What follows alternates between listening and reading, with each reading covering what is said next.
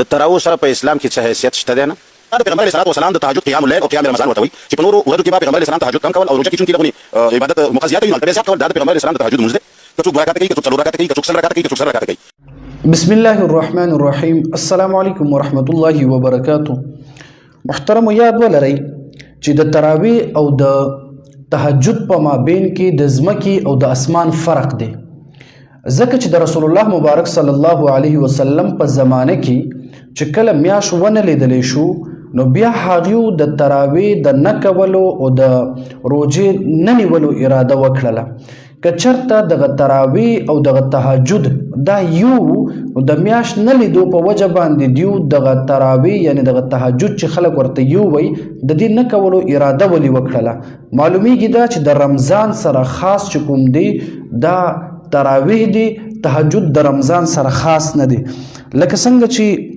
دار قطنی کی دا روایت موجود دی چې کله هغه میاشت ونه لیدلی شو نو فارادوا ان لا يصوموا ولا يقوموا، نو هغوی اراده وکړله چې نه به روژه نیسي او نه به دغه قیام یعنی تراویح به کوي.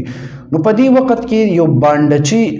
یو اعرابي د رسول الله مبارک صلی الله علیه وسلم تراغې د وادي حرین هغه بانډچي چې کله راغی هغې شهادت وکړله او دا خبرې وکړله چې ما میاشت لیدلې ده. نو رسول الله مبارک صلی الله علیه وسلم په حکم باندې حضرت بلال رضی الله تعالی عنه اعلان وکړله چې ان یصوموا و ان یقوموا، چې ای خلکو روزه ونیسئ او قیام وکئ، تراویح وکئ. وګورئ چې کله میاشت ولیدلی شو نو د قیام او د روژې حکم ورکړی شوله، خو چې کله میاشت نه ولیدلی شوې د روژې سره دغه تراویح حکم نه ورکړی چې تراویح به نه کوئ، ځکه دا روژې پورې خاص دی. نو کم یو انسان چې وایي د تراویح او تهجد یو دی نو دغه حدیث نه هم معلومیږي چې دا یو نه دی بلکې دا جدا جدا دی. دین علاوه که تاسو وګورئ العرف الشاذی کی علامه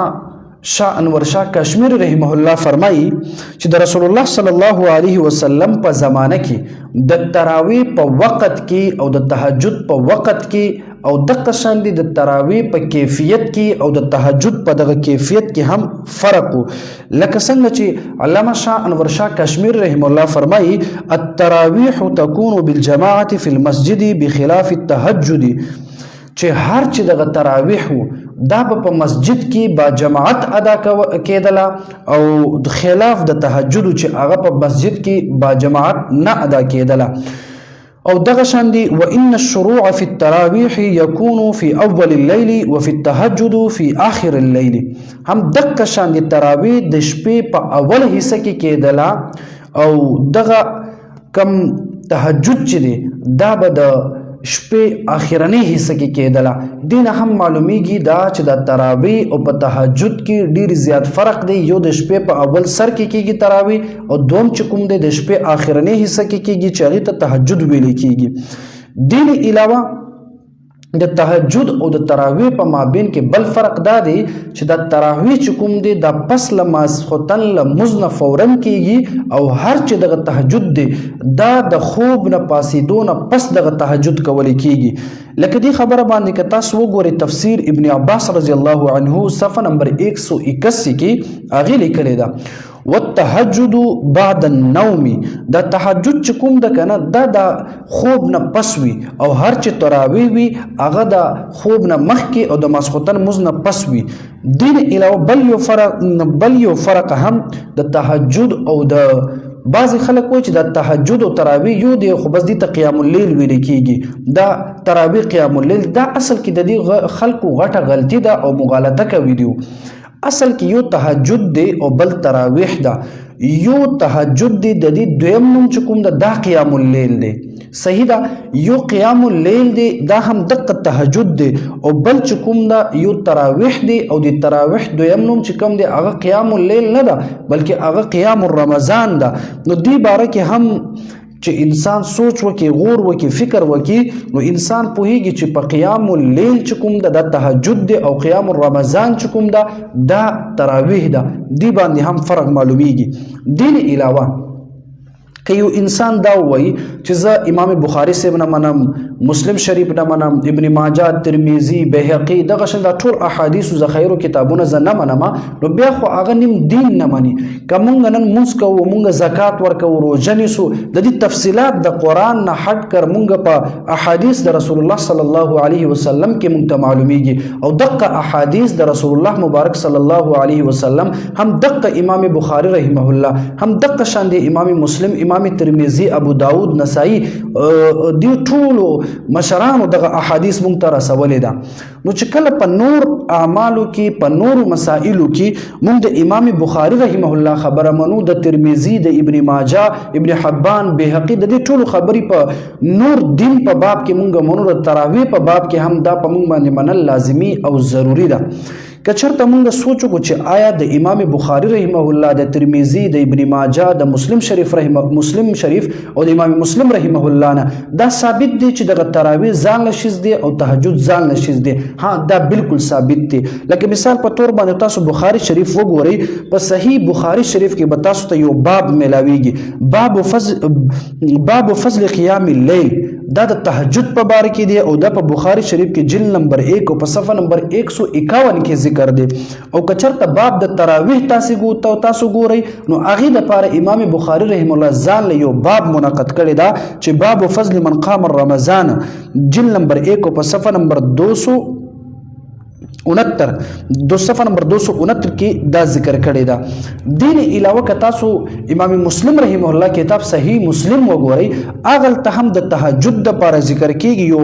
ځان له چپټر او باب تړلی کېږي،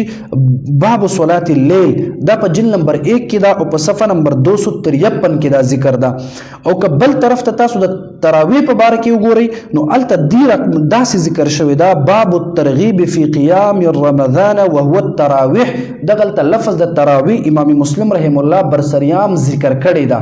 نو دین هم معلومیږي چې تراویح ځان له شیز دی او تهجد دا ځان له شیز دی. او دا په مسلم شریف جلد نمبر 1 او په صفحه نمبر 259 کې دا ذکر دی. دغه شان دی امام ابو داود رحمه الله کتاب کا سنن ابي داود تاسو وګورئ، هغه د تهجد داسې ذکر کوي، هغه د لپاره یو ځان له باب دی، باب فی صلات اللیل جلد نمبر 1 او په صفحه نمبر 88 کې د تهجد د لپاره ځان له باب ذکر کوي، او بیا د تراویح د لپاره ځان له باب ذکر کوي، باب قیام شهر رمضان جلد نمبر 1 او په صفحه نمبر 196 کې دا باب ذکر کوي. دین علاوه کا ترمذی تاسو وګورئ، ترمذی شریف هغه کې هم ځان له بابونه تړلی شوی دی، لکه باب فی صلات اللیل جلد نمبر 1 او په صفحه نمبر 98 کې دا د تهجد ذکر ده. دویم طرف ته تاسو وګورئ، دویم طرف ته تاسو وګورئ، باب ما جاء فی قیام شهر رمضان جلد نمبر 1 او په صفحه نمبر 166 کې دا ذکر دی. نو دی هم ځان له مقام او مرتبه ورکوي، تهجد لا او دغه شان دی دغه تراویح دا جدا دی. دین علاوه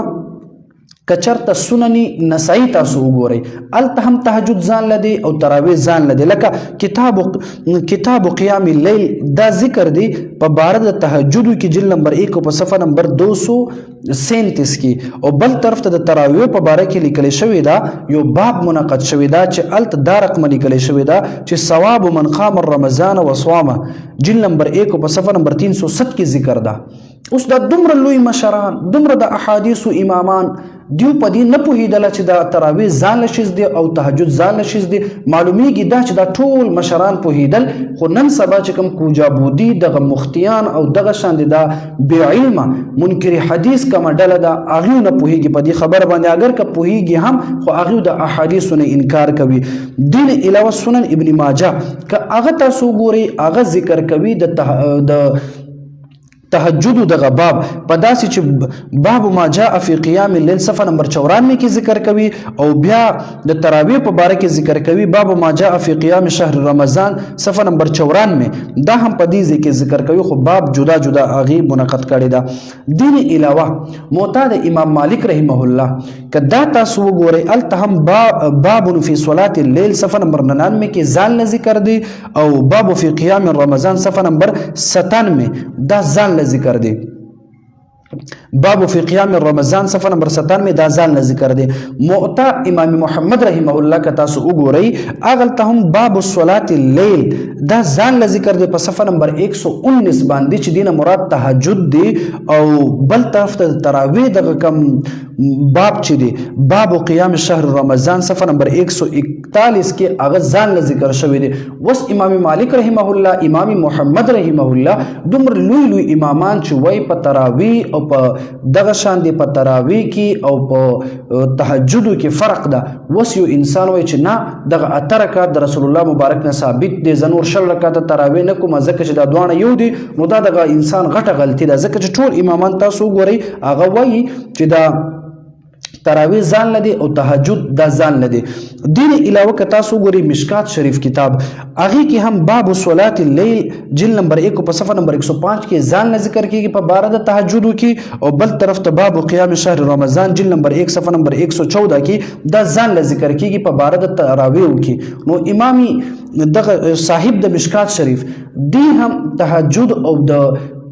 قیام اللیل او په قیام رمضان کې فرق کوي. نو چې کله د احادیث دومره لوی امامان فرق کوي بیا به مونږ ته هم پکار ده چې مونږ هم فرق وکړو. رمضان او په غیر رمضان کې رسول الله مبارک تهجد او قیام اللیل کړی دا او په رمضان کې رسول الله مبارک تراویح او قیام رمضان کړی دا. مسلمانانو ته پکار ده چې دې خبرو ته تاسو غور او فکر وکړئ. دین علاوه د احادیث کتابونو کې ورکوټ یو کتاب ریاض الصالحین که دا کتاب تاسو وګورئ دی کې هم ذکر د تهجد په باره کې داسې دی باب فضل قیام اللیل دا د تهجد په باره کې ذکر دی 362 صفحه کې او د تراویح په باره کې داسې ذکر دی باب استحباب قیام رمضان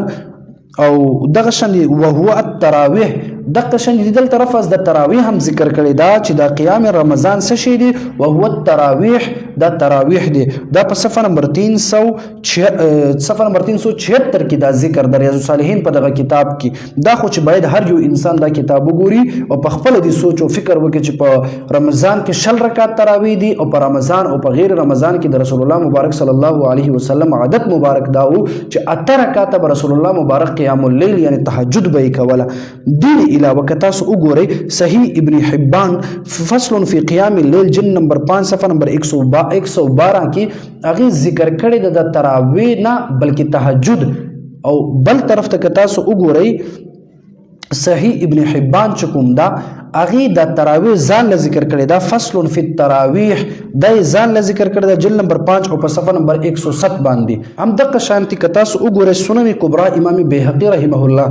هغه که تاسو وګورئ هغه هم د تهجد په حواله سره داسې ذکر کوي چې باب فی قیام اللیل دا د تهجد په باره کې ذکر کوي جلد نمبر 2 او په صفحه نمبر 499 کې او د تراویح په باره کې ځان له یو باب تړي باب فی قیام شهر رمضان جلد نمبر 2 او په صفحه نمبر 491 کې. مسلمانانو ته پکار دی چې سوچ وکړي غور وکړي فکر وکړي کتابونه دی وګوري چې دا قیام د لیل او قیام د رمضان تراویح او په تهجد کې د ځمکې او د اسمان فرق دی. ټول مسلمانانو ته درخواست دی چې شل رکعات تراویح دا په انسانانو باندې لازم دی د دې کول ضروری ده او نه کول د ګناه ذریعہ ګرځي او که کم یو انسان دغه اته رکعات تهجد نه کوي د انسان باندې ګناه نشته او که چرته دغه انسان اته رکعات دغه تهجد پرېږدي د ثواب نه محروم شي او که وکي اجر ملاويږي. خو چې کله انسان تراویح مسلسل پرېږدي او نه کوي او جماعت سره نه کوي دغه انسان دې سره ګناهګار ګرځي. الله رب العالمین د ټول مسلمانانو ته پوهه نصیب کړي.